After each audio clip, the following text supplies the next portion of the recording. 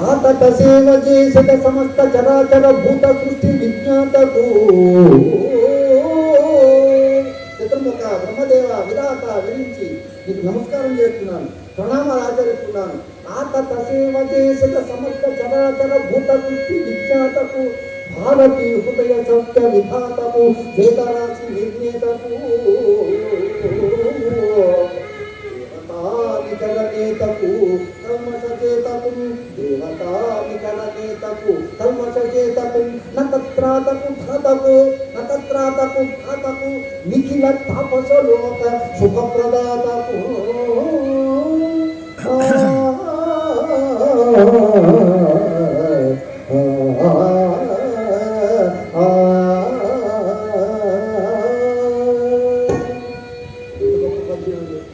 కోతల మార్పు రాసినటువంటి భాగవతులని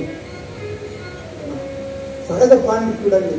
ఆయనేమి పెద్దగా నేర్చుకునేవాడు కాదు. సంస్కృతి అంతా భగవంతుని అనుగ్రహంతో సహజంగా వచ్చేసిన ఆయనకి పాండిత్యం. మరి వ్యాస సంస్కృత భాగవతాన్ని తెలుగులోకి రాసినటువంటి వాడు కోతల మార్పు.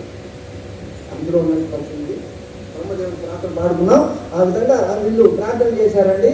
మాల్యుడు, వంతుడు, సుమాని, రాక్షస వంశాలకు చెందినటువంటి వాళ్ళు ఏ దేవాలో కోరుకున్నారు, మన చావు ఉండకూడదన్నారు. ఇది నేర్చుకున్నాడు అందరూ.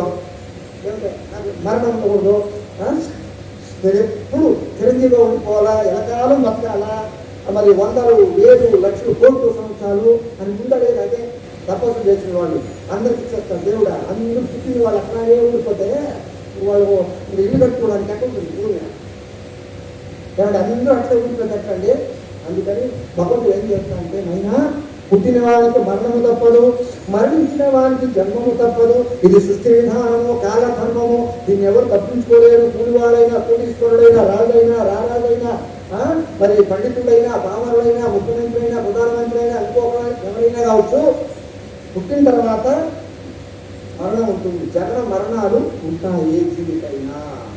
కాకపోతే మీరు అడిగారు కాబట్టి పూర్తిగా చావు లేకుండా ఇవ్వలేదు వరం.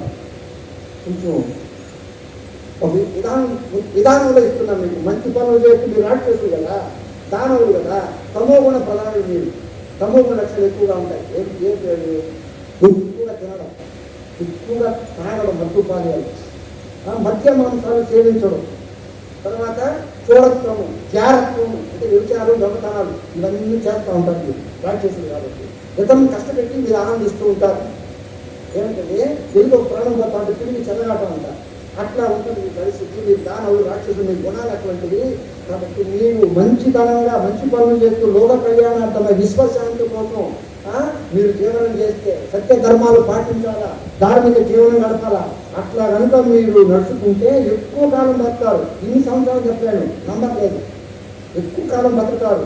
ఎప్పుడైతే విడిచిపెట్టేస్తారో, చెట్ట పనులు చేస్తుంటారో, మధ్య మాంసాలు చేస్తారో, దూరత్వం చారత్వానికి అలవాటు పడిపోతారో, సప్త వ్యసనాలకు దగ్గరైపోతారో, కామ క్రోధాలకు వశమైపోతారో, అప్పుడు మీకు చావు దగ్గరలోకి వచ్చేస్తుంది తొందరగా. అంతవరకు మీకు వరాలు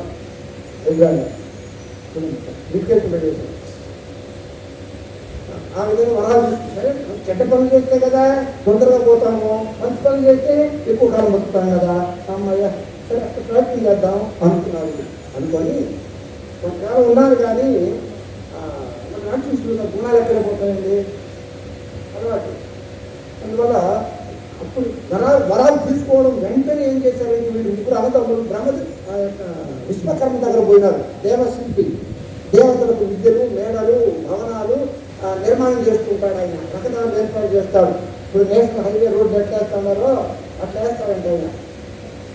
కాబట్టి ఆ విశ్వకర్మ అన్ని ఇంజనీర్ ఆయనే. భవనాలు సివిల్ ఇంజనీర్ పెట్టుకోండి. ఆయన దగ్గర పోయినారు. ఏమయ్యా విశ్వకర్మ చెప్పండి, నేను ఎవరు మీరు అన్నాడు.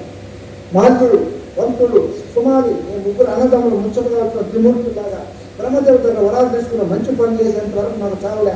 చెడ్డ పని చేస్తేనే నాకు తొందర